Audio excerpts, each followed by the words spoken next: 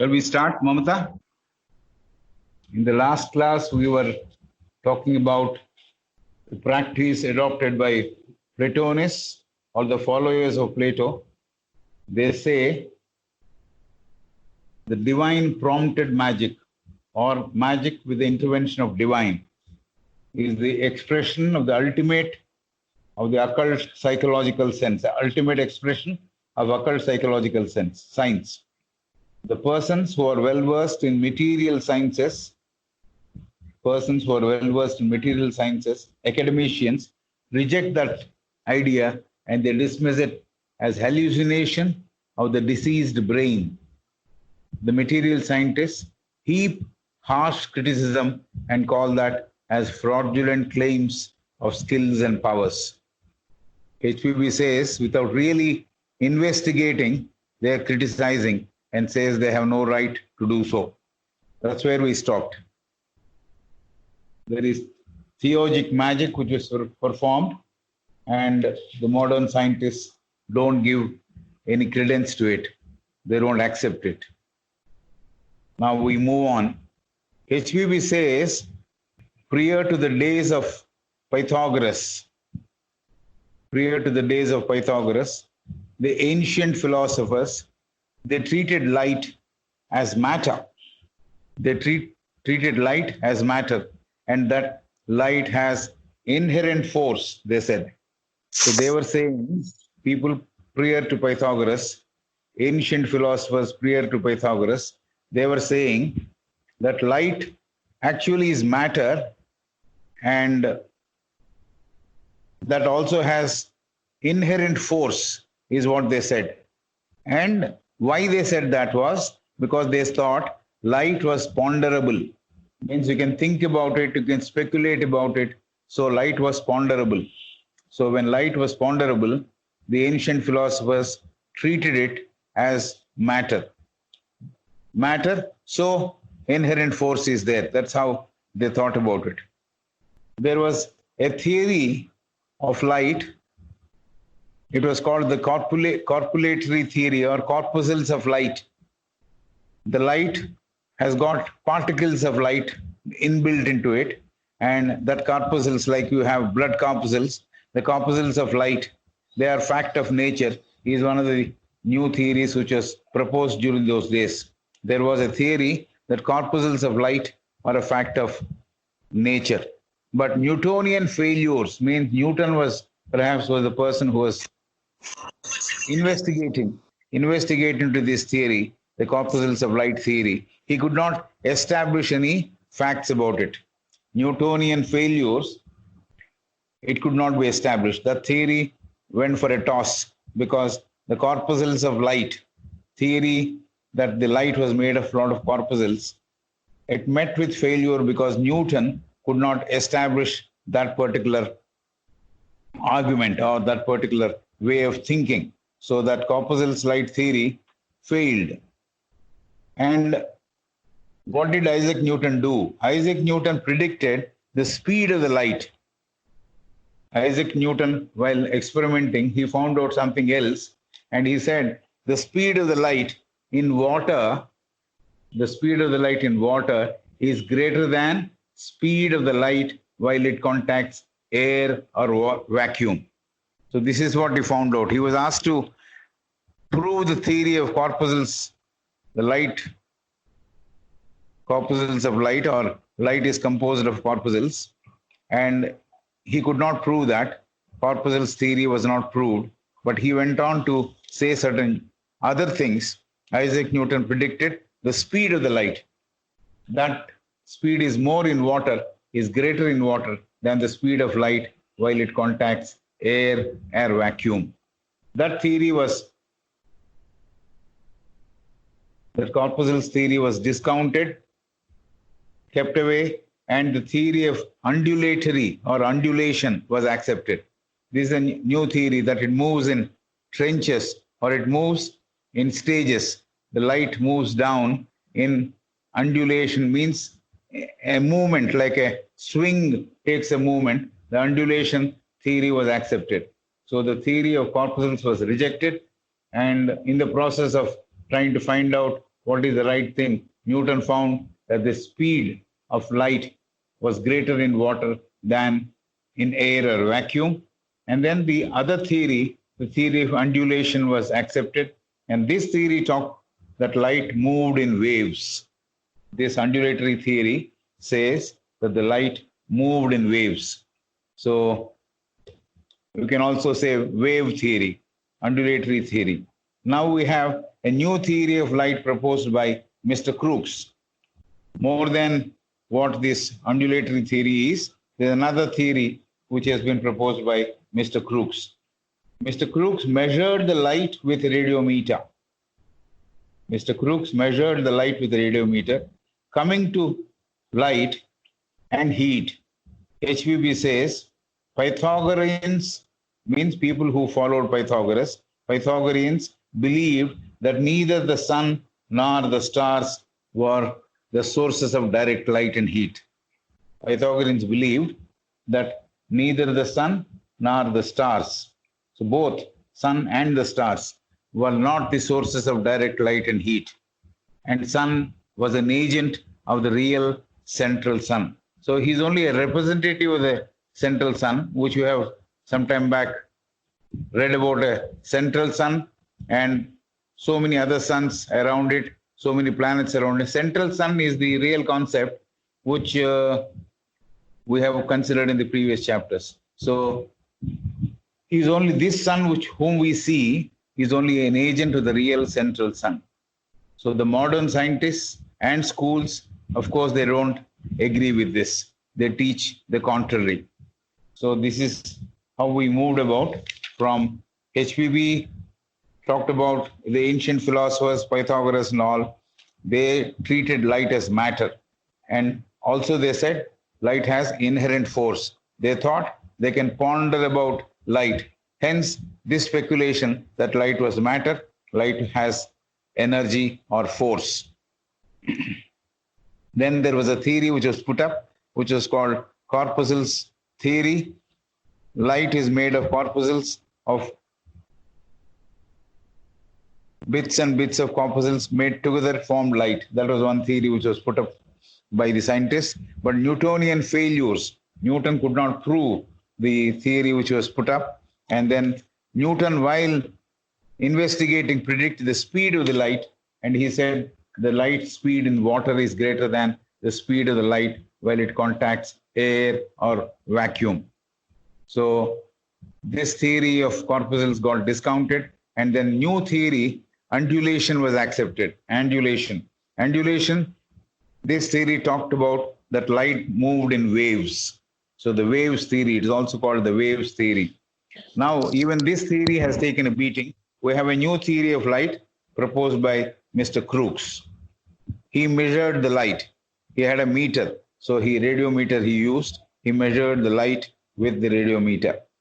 Then, coming to light and heat, HPB says Pythagoreans believed neither the sun nor the stars were sources of direct light. They were not giving light directly from them, and sun was only an agent. Okay, the modern scientists and schools, means people who believe in the philosophy, are called schools of thought.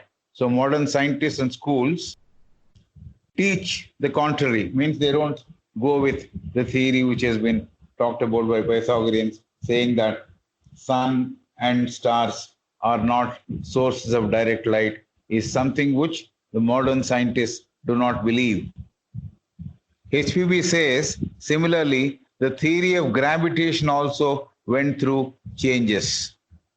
HPB says, similarly, the theory of gravitation also went through changes.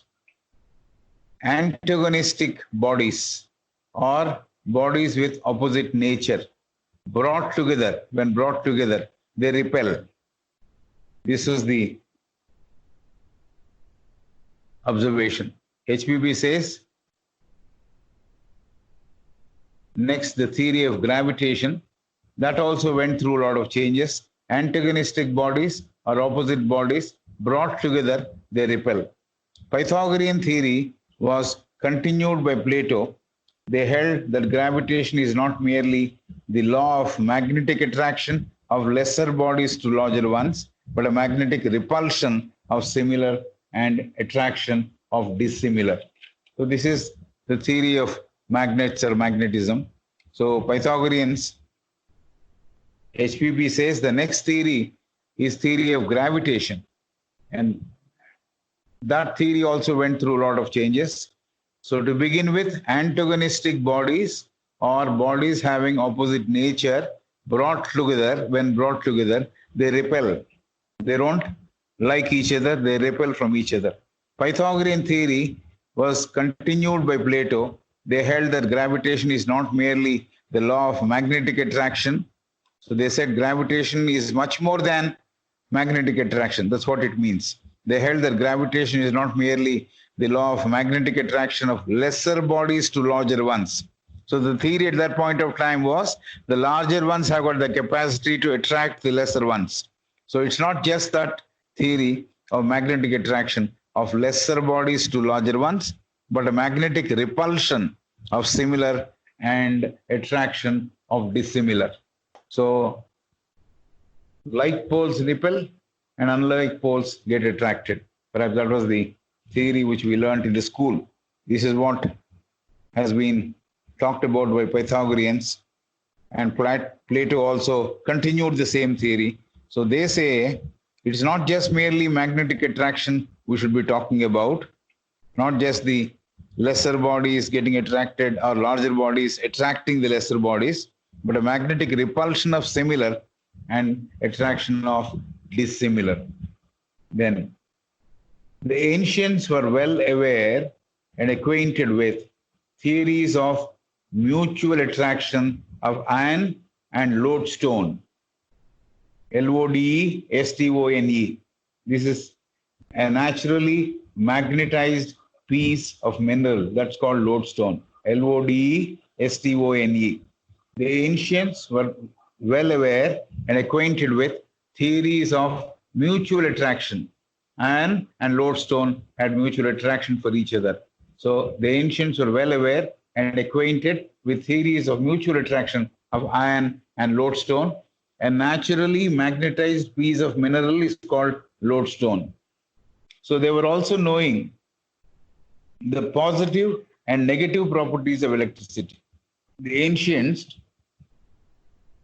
they recognized the attraction between iron and lodestone. Lodestone is naturally magnetized piece of mineral. There is nothing, it is naturally available in the earth. So that's a lodestone. They get attracted to each other. So then the next thing the ancient talked about was they were also knowing the positive and negative properties of electricity.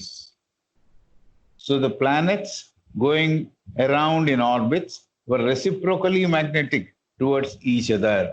This is the third bit of their theory which they're talking about. First, they said about the mutual attraction existing between iron and lodestone, and then they talked about positive and negative properties of electricity. Third, they say planets going round in orbits were reciprocally magnetic towards each other. Reciprocally, mutually, that means it's the same thing as mutual. So planets going around in orbits were reciprocally magnetic towards each other. Then she brings in a professor by name A.M. Mayer, M-A-Y-E-R, not O-R, M-A-Y-E-R. He, in the year of 1872, declared, Professor A.M. Mayer, M-A-Y-E-R, in the year 1872, declared that Earth is a big magnet. He says, Earth is a big magnet. And any change on the surface of sun affects the Earth and causes disturbances and tremors. The equilibrium of the Earth gets disturbed. With every disturbance in the sun, there is a disturbance which is happening on the Earth, and the causes of disturbances are all because of the surface changes which are taking place in the sun. The equilibrium of the Earth also gets disturbed. So this is the theory of Professor A.M. Mayer of the year 1872, mentioned by Madam H.P. Blavatsky. He declared that Earth is a big magnet. Earth is a big magnet, and any change on the surface of sun, if there is any compositional change in the surface of sun, that affects the Earth and causes disturbances and tremors. Tremors means the shaking of the Earth. Maybe can we call it earthquake? Tremors. The equilibrium of the Earth gets disturbed. When the equilibrium of the Earth gets disturbed, there are a lot of tremors which are experienced. Right. This is what Professor A.M. Mayer, Mayer, said in the year 1872. Then HVB, for a brief while, she's going back to the topic of theurgic magic or divine magic or magic done with divine intervention. She says the pagans are people who are much, much earlier to even Gnostics. So they were much, much earlier to Christians, Gnostics, and pagans are people who did not believe in a formal religion and all that. So coming back to the theurgic magic, the divine magic, or the magic done with the intervention of divinity, it is said pagans, P-A-G-A-N-S. We have talked about them even in the previous chapters, pagans, who are much earlier persons than Christians, practice this. Going back to the subject of theurgic magic or divine magic or magic with the intervention of divinity, it is said that the pagans, who were much earlier persons or a community than Christians, or the earlier Christians, we're not talking about the modern Christians, Christians much, much earlier than the present Christians, persons, much earlier persons than Christians, practiced this divine magic and were better in staging miracles than Christians. So she's talking about the Christians of the old age, and pagans were much better in performing the magic when compared to the Christians of that age. So this is what pagans were capable of: theurgic magic, divine magic, or magic done with the intervention of the divine. HPB says and quotes Sir David Brewster. This man also has appeared in our discussions in the past. Brewster,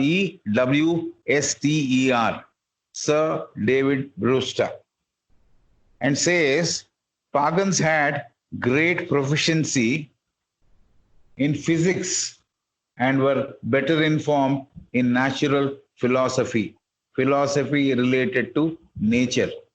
Natural philosophy meaning philosophy related to nature. So this is what Sir David Brewster is saying.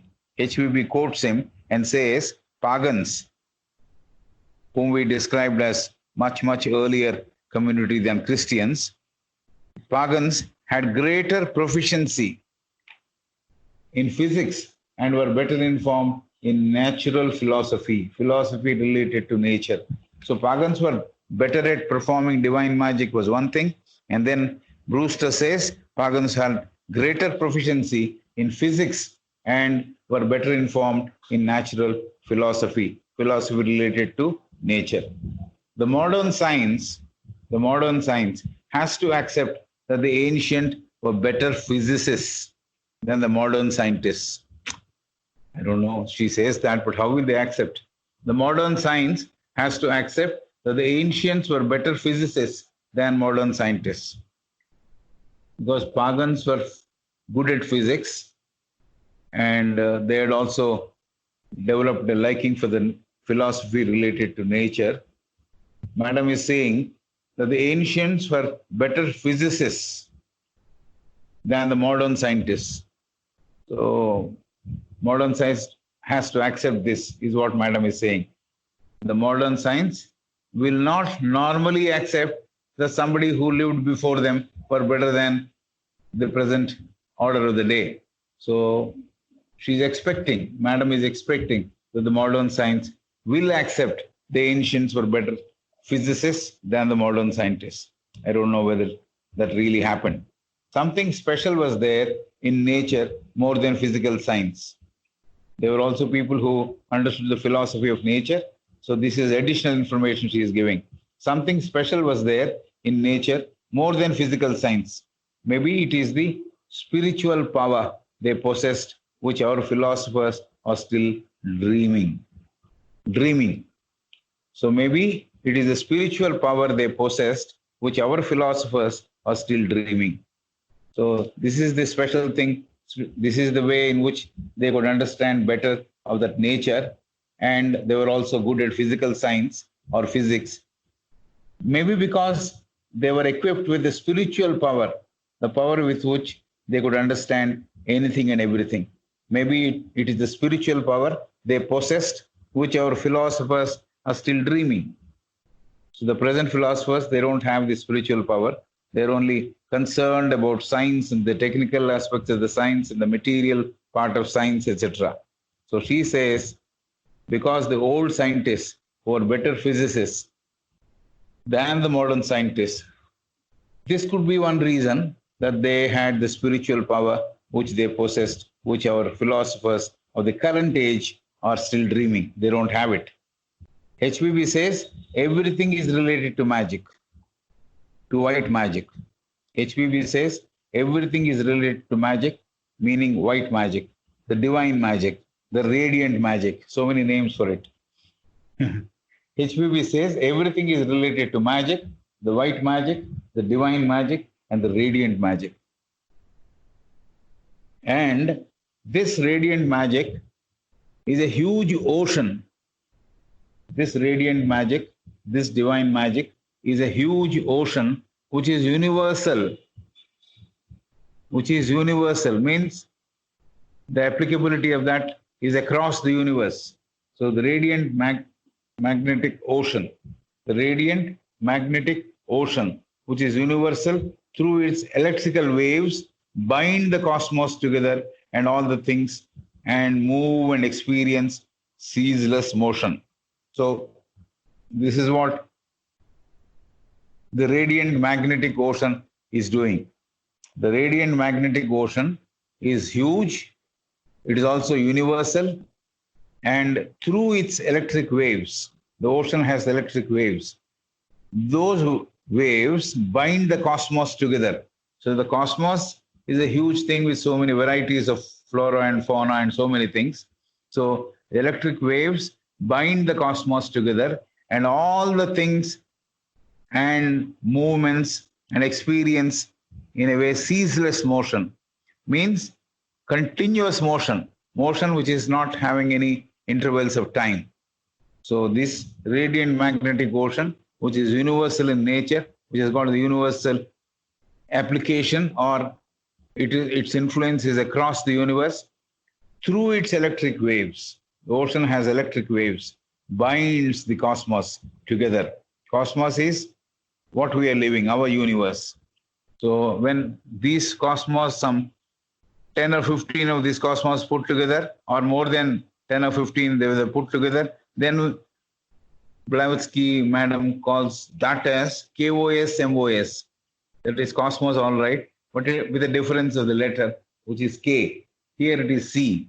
So she's talking about cosmos, C. The electric waves bind the cosmos together and all the things and more, and all the things move. Move means they have motion and experience ceaseless motion. So the motion is also continuous motion. There's no intervals, no gaps, the ceaseless motion. So this is what she talks about, the radiant magnetic ocean. Right. The magic waves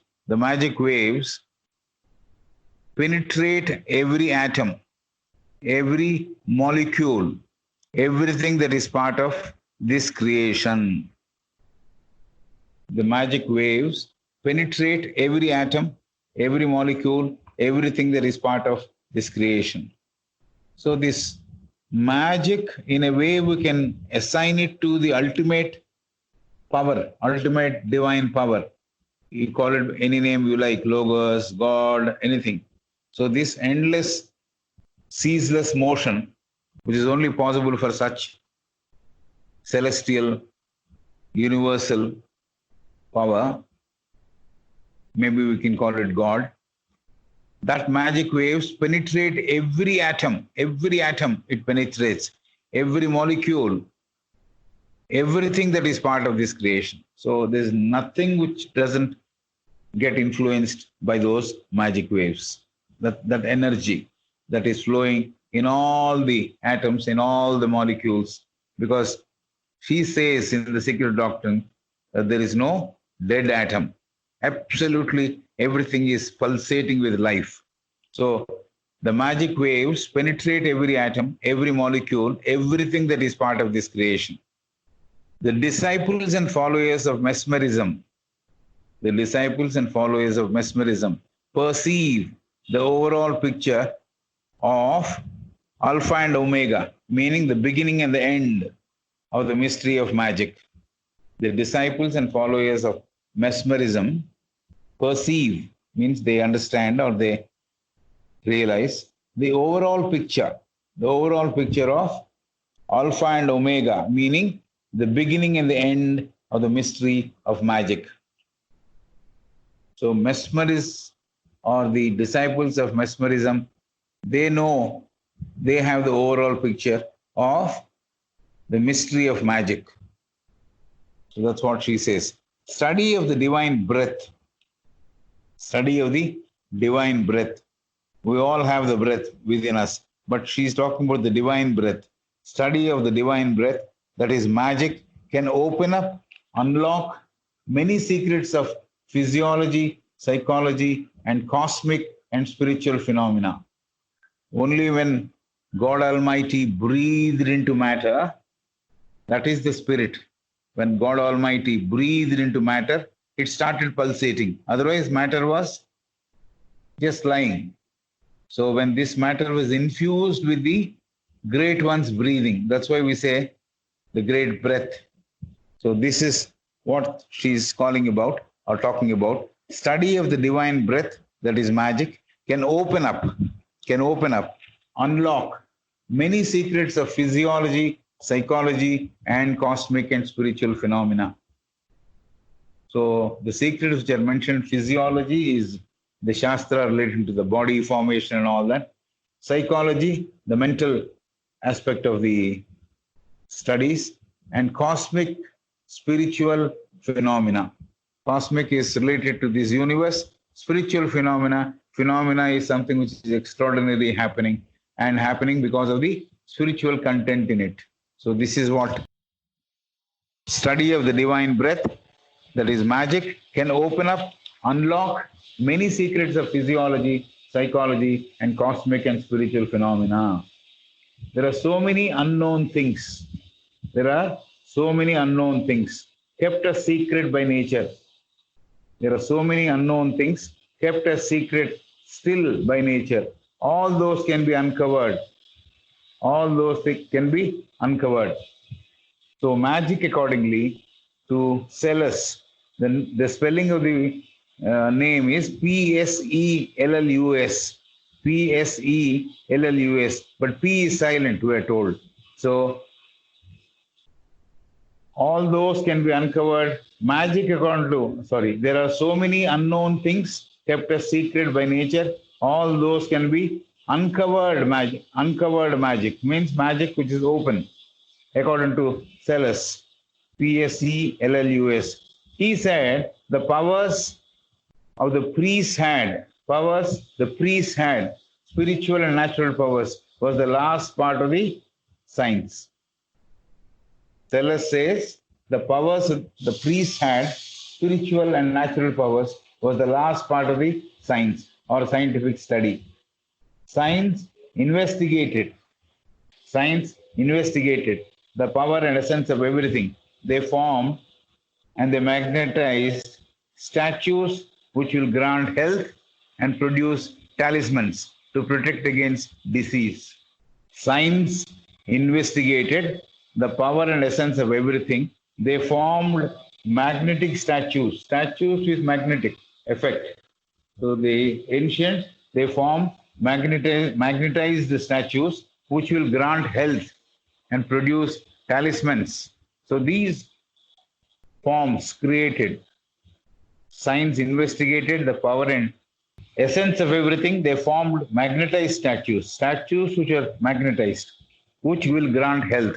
So for people who worship those statues or who pay respect to that magnetic statues, they got good health and produced talisman. Talisman is something which people wear on their body. Maybe it's something is written in a copper sheet. That copper sheet is placed into a white metal sheet, which could be aluminum or it could be silver, and that is given to individuals as a sort of protection. That is what is called talisman. Talisman. Talisman. Talisman. So they formed magnetized statues which will grant health and produced talismans to protect against disease. Even this talisman is supposed to protect against disease. Not only the magnetized statues will prevent or protect people against disease, even this so-called talisman which is given also fights disease, to protect against disease. Using magic, celestial fire was kindled. Using magic, celestial fire was kindled. Lamps used to get lighted up automatically. These are all magic with the divine intervention. Somebody would immediately remember how Sai Baba at Shirdi, he didn't have oil, but he emptied all the oil which was there in the tin into his mouth and then put that spit into water, and that water was filled in all the diyas, and the diyas came to light. So this is something which happened in the past also, in the recent past also. Using magic, celestial fire was kindled. Lamps used to get lighted up automatically. So this is something which the priests, because they had spiritual natural powers, the theologic magic was performed by the old ancient people, and they were good at so many subjects. So talisman as well as magnetized statues were only meant to grant health to those people who are not doing well, to fight disease. So that is why talisman was used. That is why the statues were used, magnetized statues. And celestial fire was kindled. Using magic, celestial fire was kindled. Lamps used to get lighted up automatically. This is something, even if to imagine it also, it's wonderful. The lights come on just like that because you have all the candles, everything ready. And normally all these things also used to get fixed to the wall. So all those candles at one stroke, they get kindled or they get lighted up automatically. So this is something which is been discussed. The celestial fire of pagans. She is talking about pagans. We have seen who are pagans. They were much earlier to the early Christians. The celestial fire of pagans was electricity drawn from the astral light. The celestial fire of pagans was electricity drawn from the astral light. The astral light, where is it? It is limited to this universe, limited to this particular world, where you see everything on us above. There is a sheet, a plastic sheet-like thing, or a thin sheet of thing, which is hovering or which is covering, which is in between the heaven and earth. So that is astral light, and that astral light had electricity. So the celestial fire of pagans was electricity drawn from the astral light. So that particular astral light, which is a thin layer, which is covering the entire universe with which we are familiar. It's only of this universe. We are not talking about other universes. So astral light is related to our universe. So that astral light had electricity, which was that provided, in fact, astral light provided electricity. That's what it meant.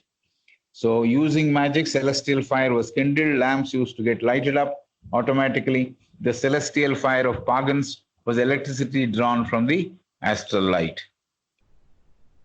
So where are the lightnings coming from?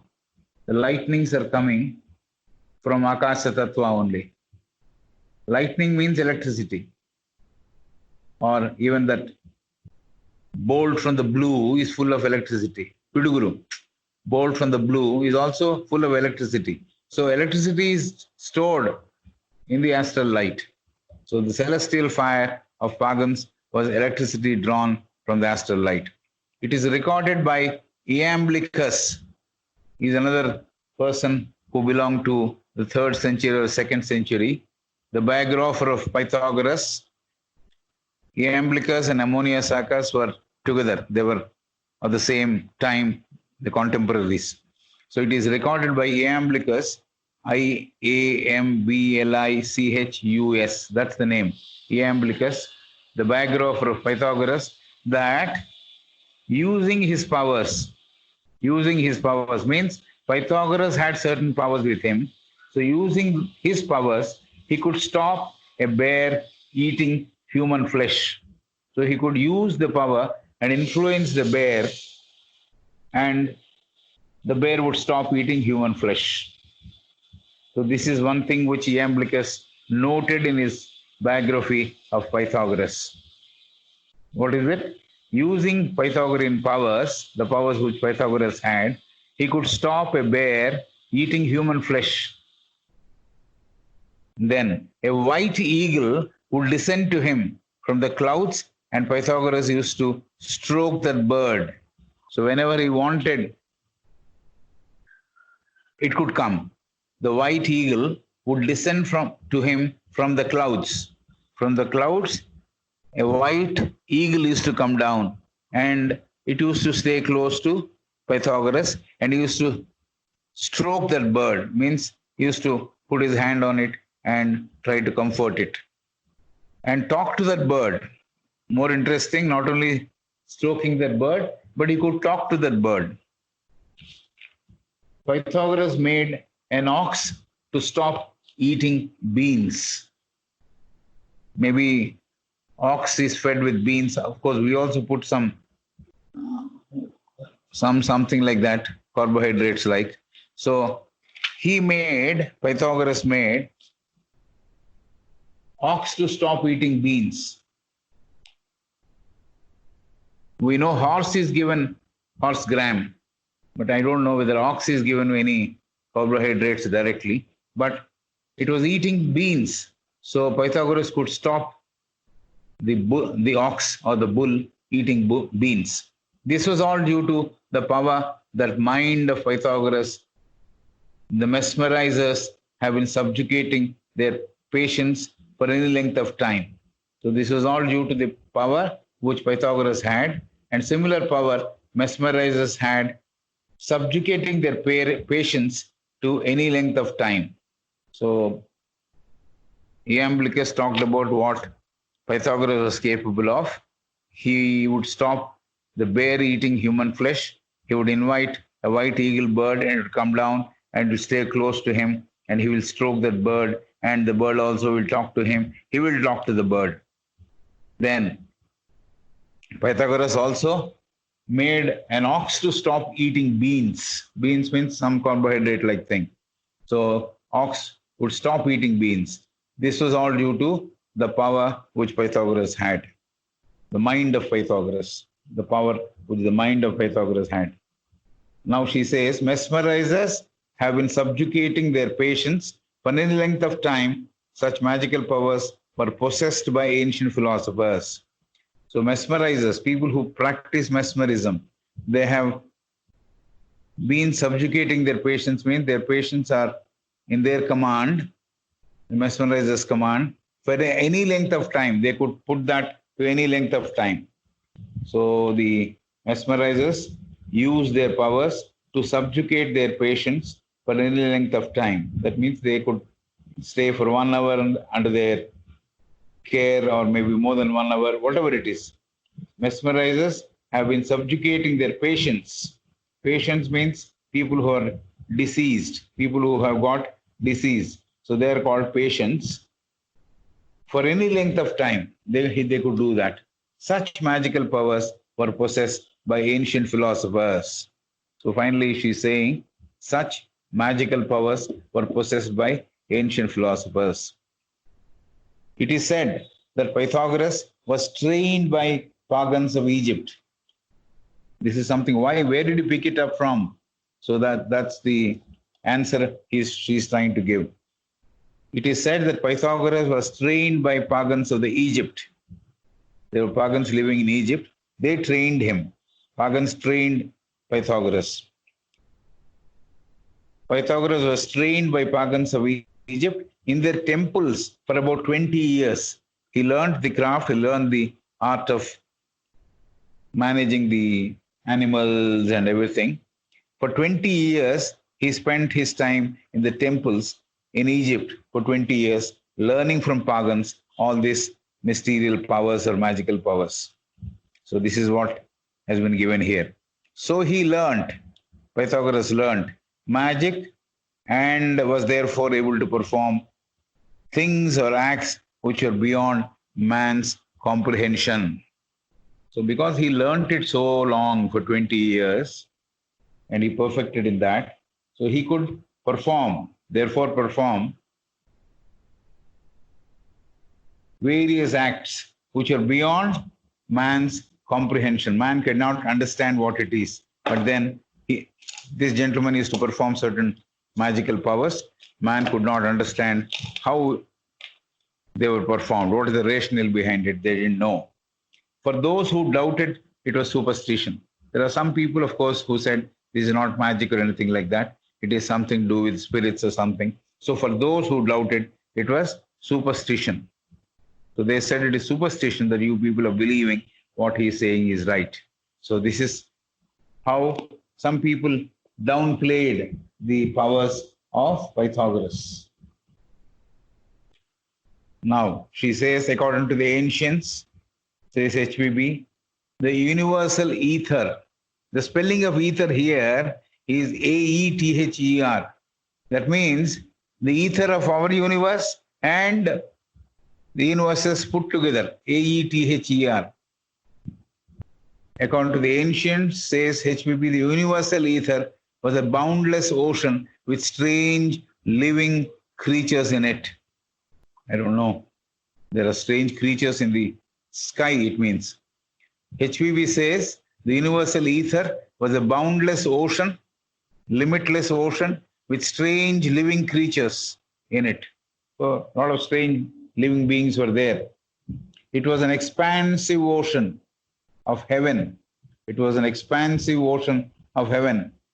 And these beings or these living creatures, some were helpful, some were harmful, some were pleasant, some frightful, and so many, like so many elemental spirits. So she's saying something which you will have to stretch your imagination to understand, because we see the expanse of sky or akasha, but we can never imagine there are so many living creatures in it. And the universal ether, the spelling of ether is AETHER. That was a boundless ocean with strange living creatures in it. It had no boundaries. It was an expansive ocean of heaven, and there it had a lot of strange living creatures. And these creatures, some were helpful, some harmful, some pleasant, and some frightful, like so many elemental spirits. So they were all part of that ethereal ocean. Something like science fiction it is. Imagine above in the sky or in the depths of sky, there are a lot of living creatures, and some are helpful, some are harmful, some are pleasant, and some are frightful. All these to imagine is something like a book out of the physical science fantasy. Because all these planets, they wade through this ocean which is there in the ether, in the universal ether. All the planets wade through this ocean, means they put their legs into the, literally, that's not what it means. Maybe they go through this ocean. They participate in the movement or The ocean is there, the planets also get into it, get out of it, things like that. So because all the planets wade through the ocean, wading through the water means walking in the water. Wading through the water means walking through the water. There is rain, there is a lot of water up to knee deep. So we walk through the water. That is called wading through the water. So here she says, planets wade through this ocean, the ocean which was described just above. The planets wade through this water or ocean. Their powers, not water, it's ocean. Wade through this ocean. Their powers to create disturbances. Their powers to create disturbances on people living in earth is reduced. Because they go through the ocean, the power the planets have to put the people living on the earth to a lot of difficulties gets reduced. This is the information we get. So had it been directly that they are interfaced with people living on earth, maybe the difficulties would have been more. But because these planets are going through or feeling that ocean, are wading through that ocean, what's happening is they create disturbances on people living in earth. The effect is reduced. So they do create disturbances even now, but the intensity is not there. So people living on earth, the ability of those planets to give too much of disturbance of too high a quality is not there because the planets have gone through the ocean. Otherwise, the effects of planetary movement will be more violent. Okay, that's only imaginable. When there is no ocean, the planet's power will be all the more powerful because it is wading through that ocean. The powers are getting reduced or minimized or whatever you can call it. Otherwise, the planetary movement will be more violent. Some of the explanation of the movement of stars, same is the explanation of the movement of stars, not some. Same is the explanation of the movement of stars. Stars also will have influence on people who are living on the earth. Suppose my star is one thing, and whenever the star is moving up and down, that will definitely also affect the person because macrocosm and microcosm, what is there outside is also inside me. So it would affect me also. The same is the explanation for the movement of stars. So stars, planets wade through this ocean, and so their influence on human beings living on earth to some extent is reduced. This is what we have to understand. Now she has got a take on light. HPB says, light is force and force is produced by the will, Ichha Shakti. Light is force and force is produced by the will. This will belongs to the Supreme Intelligence. This will belongs to the Supreme Intelligence. HPB says, light is force and force is produced by the will, Ichha Shakti as we call it. This will, HPB says, light is force and force is produced by the will, Ichha Shakti. I'm using the Sanskrit term which is not there, only to just say will can be anything in English, but will here means the divine will. This will belongs to the Supreme Intelligence. Error is possible only with human beings. The Supreme Intelligence, which is in charge of this will, there is no scope for error. So HPP says light is a force and force is produced by the will, divine will. This will belongs to the Supreme Intelligence where there is no scope for error. The ancient doctrines said that soulless elemental spirits which do not have a soul, even that is possible. They only have bodies, they don't have soul. She's talking about a different thing. Maybe I should have read this first and then the light aspect of it second. Let me finish this and come back to light just for continuity. The ancient doctrine said that soulless elemental spirits were evolved due to continuous motion of astral light.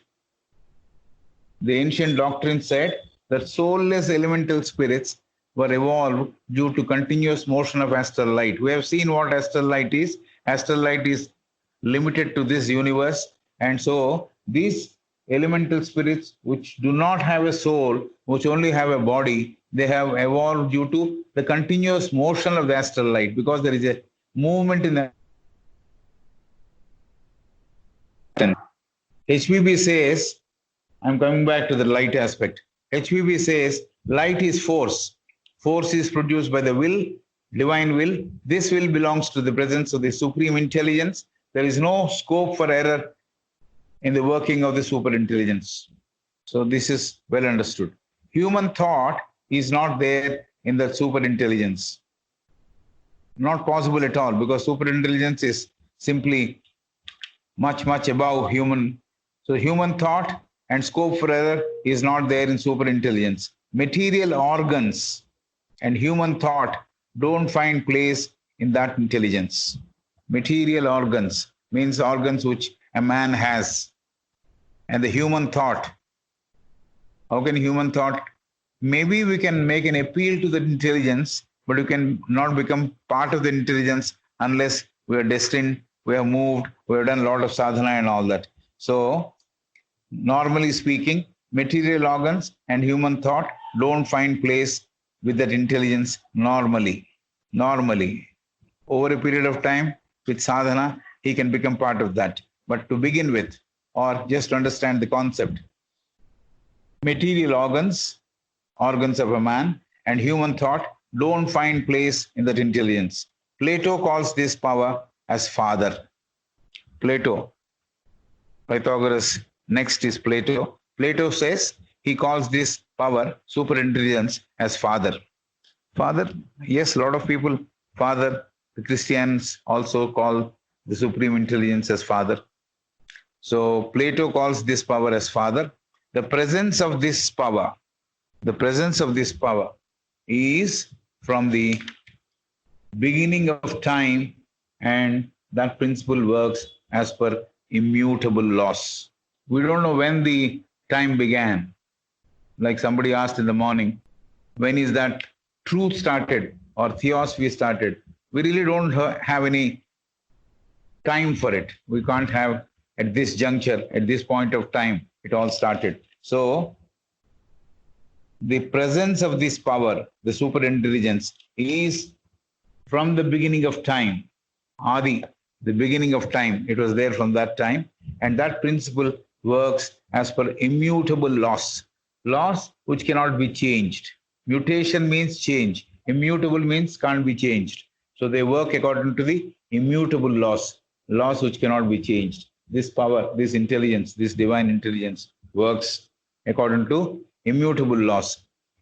And it produces or evolves the elementary fabric or content required for human generations. So this superior intelligence, which is working with the aid of the immutable laws, it produces or evolves evolution. In the process of evolution, the elementary fabric or content, the basic fabric means basic content required for human generation.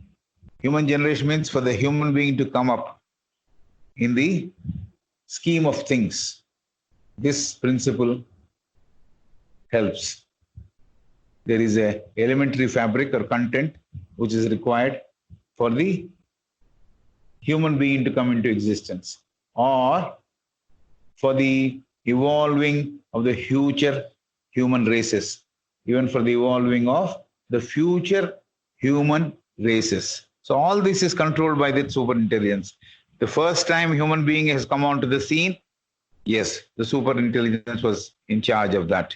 And for the future human races to come, again, the superior intelligence is the one which will activate all this. So we have to understand the superintelligence as that principle which is all permeating, existing everywhere, and something which can work for the betterment of human beings now and in the future.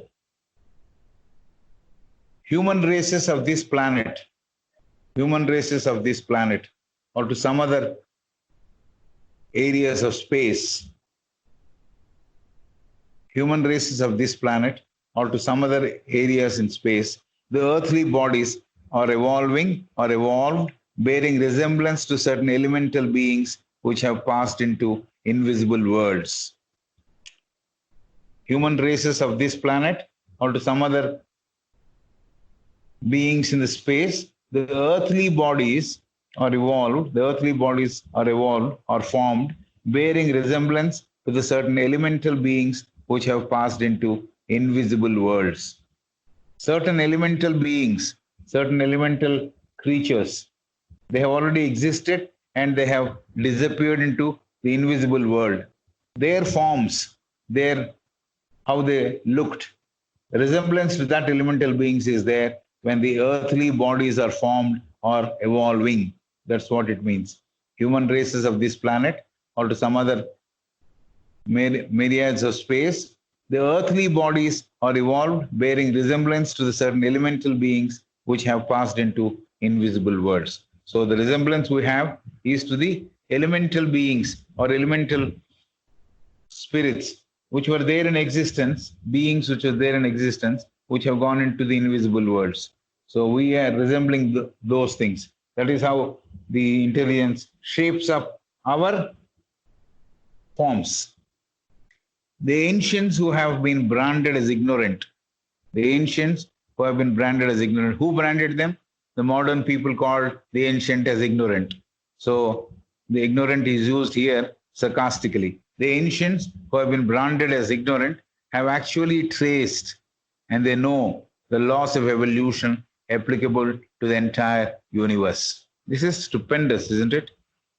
The ancients who have been branded as ignorant have actually traced and they know the laws of evolution, how the evolution takes place, what comes out of what, who takes what shape, what form anybody has to take.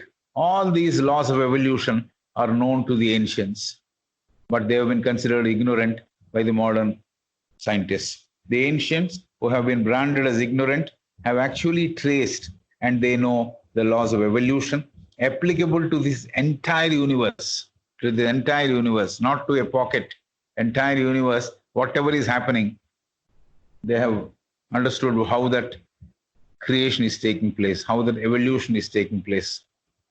So the evolutions happened, all the details were known to the ancestors. What are the details like? How the stars were formed, how the human body was formed, how the universal ether came into existence, how the human spirit emerged, all these things. And so many other things, I guess, in this evolution. So they knew all about the evolution. Here she gives a small list of things which they perhaps knew, maybe more than this, but few details are given. All the details were known to the ancestors. How the stars were formed, the stars in the sky, how they were formed, how the human body was formed, how the universal ether came into existence, how the human spirit emerged. They could trace all the entities. They could actually trace all the entities which was actually appearing in an uninterrupted series of entities coming into existence continuously. So this is simply mind-boggling. They could trace all the entities, even the future entities. They could trace all the entities which were actually happening, uninterrupted series of entities, because there is no question of stopping an entity. That entity, the production of entity or that appearance of entity was uninterrupted. So they were coming on into existence without any stoppage. Uninterrupted series of entities coming into existence. They could trace, the ancients could trace the evolution from the world of spirit to the world of gross matter. The ancient could trace the evolution from the world of spirit to the world of matter. So they knew everything, the matter and the spirit, how the matter came into existence, how the spirit came into existence. Everything was known to the ancients. Then trace the source of all beings and things. Not only that, from where these things have come from. What is the source? They knew that. They traced the trace of the source of all beings and things. Also, they had traced. Traced means they found out. They traced the source of all beings and things. All the species descended from the spirit, the universal spirit. All the species descended from the universal spirit, which is source of all.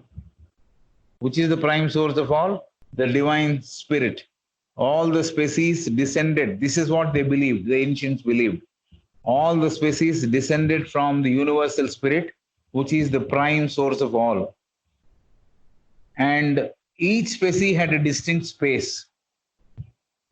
And there was space for all species.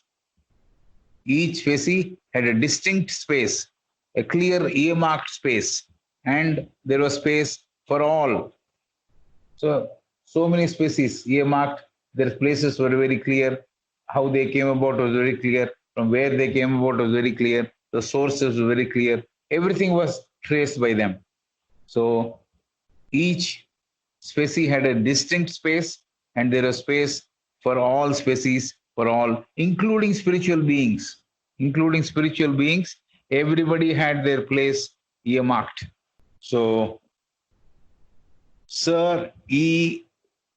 Edward Bulwer Lytton, this is the name, Bulwerlytton. He is also Sir, knighted by the Queen. Sir E. Bulwer Lytton gave a poetical description to these things. So all this which we have talked about is in prose, isn't it? Whatever ancients have talked about, how the universe came about, how each species came about, what is the source, how did it come, what is the space they enjoyed, what was the spiritual being, all these things were mentioned in prose. Now Lytton says, Bulwer Lytton is also Sir, knighted man, gave a poetical, not political, I'm sorry, it is poetical. Poetical means poetry. To these beings. These beings are not of matter, but their idea of joy and light. He says these beings are not of matter, but their ideas of joy and light. HPB says these words are the faithful echo of memory and how the ancients knew ever so many things of beings, not only of Earth, but beings of other planets and space. My God.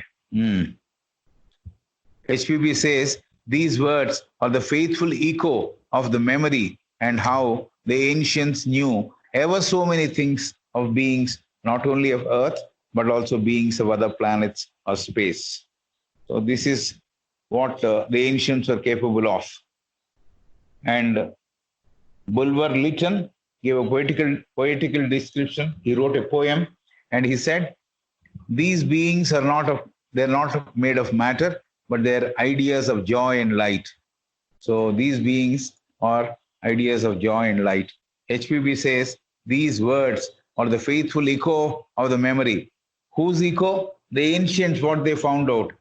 Those words are echoed by what Mr. Lytton says. So the faithful echo of memory and how the ancients knew ever so many things they knew, ever so many things of beings, not only of Earth, but beings of other planets or space. So not only of the beings which are finding part on the Earth or living on Earth, but even those beings which are living in the space about which we read some time back. And the planets. Other planets also have other living beings. Even those things they could talk about. They could also give description of what these life patterns are, what those life patterns are. Man was thinking that he is so advanced. Man was thinking that he is so advanced, the modern man. His vanity was exposed by the ancients. This is what HPB is saying. Man was thinking that he is so advanced, but his vanity was exposed by the ancients. Astronomy proved that the stars are bigger, larger, glorious than the life on Earth. The astronomy proved that the stars are bigger, larger, glorious than the life on earth. So stars, definitely they're much bigger, much larger, much glorious than what is appearing on earth. So that means they are very, very different than what we see on earth. In the present set of circumstances, science brings new life to light. In the present set of circumstances, science brings new life to light. There is life in a leaf. There is life in a leaf. In the present set of circumstances, science brings new life to light. To light means it is becoming open. What are all the things about life? They're coming open, or they are being explained. That's what it means. Life to light. Bringing light means bringing it to light or explaining it to public. Talking about life. There is life in a leaf, in a drop of water, in the stars, which are at a great distance, and the world is breathing. So there is life, and the boundless, impalpable, which differentiated and divides earth from the moon and the stars. The entire space is filled with appropriate life. It's a big sentence. I don't know how I wrote this. There is life in a leaf, in a drop of water, in the stars, which are at a great distance, and the world is breathing. So there is life. How do we know that there is life? The world is breathing. And the boundless, impalpable, palpable is something which I can enjoy. I can like the taste of it, but this is impalpable, the boundless, impalpable. I can't stomach it, I can't taste it. It is boundless, it is limitless. So this is what it is. It is full of life, which differentiates and divides earth from the moon. This boundless life differentiates and divides earth from the moon and the stars, and the entire space is filled with appropriate life. So the entire space is filled with life. There is breathing taking place in the world. There is life in the leaf. There is also life in the drop of water. There is life in the stars. There is life in everything which we see around, and the whole world is breathing. So we can say that there is life in it. And this particular concept is boundless, impalpable, which differentiated and divides earth from the moon and the stars, and the entire space is filled with appropriate life. So the space is filled with so much of life, so much of energy, so much of spirit, that we have so many things which are visible, which are full of life. Therefore, there is a great law according to that system. Even one atom is not wasted or considered useless. So there is a great law. That's exactly what Madam Blavatsky has already talked. We mentioned it in this class also. There's no dead atom. Every atom is live. It has life in it. So there is a great law. According to that system, according to that law, even one atom is not wasted or considered useless. There is no spot in the universe where life is not there. And the breathing of all the beings is going on uninterrupted. If this be the case, can we ever imagine that being? That being means that super intelligence. This is capital B. Can we ever imagine that being, that ultimate being, is how he is crowded upon a leaf? If that be so, can we say he is not there or is absent from the immensities of space? Or can we say the space is infinite, all right, but it is alone? It is waste, lifeless, is less useful. Can we say all that? Because he is there, that being, that capital B, that ultimate being, he is there in a leaf. He is there everywhere. So can we say he is not there or is absent from the immensities of space? The space, so many beings are there. Can we say he is not there? Can we say anything is useless? Anything is useful? I mean, something can be disposed of, saying that they are not useful. Not even an atom is to be wasted. Nothing is considered waste. Can we say anything is lifeless? Anything is a waste? Less useful? So that's how the universal being is being described, and we have to understand, we have to stretch your imagination to find out the capabilities of that superior intelligence, which we call the ultimate being.